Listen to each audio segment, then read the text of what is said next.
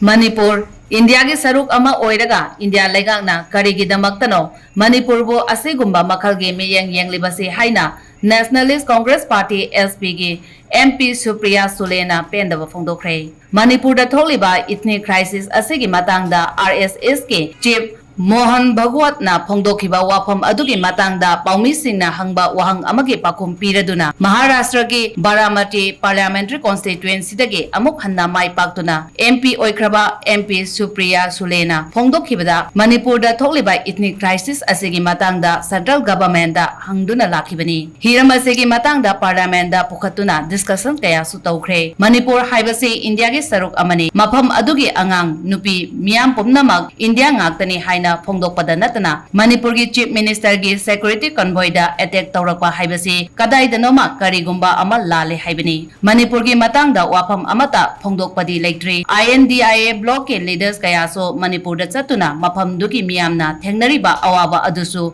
yengshinbagi khongchata athingba pirakpasu yauki Manipur haibasi India gi saruk amani aduga karigi India lengakna nathaiduna thamlibano hainasu phongdokre. Well, I welcome his statement from the bottom of my heart because Manipur is a part of India.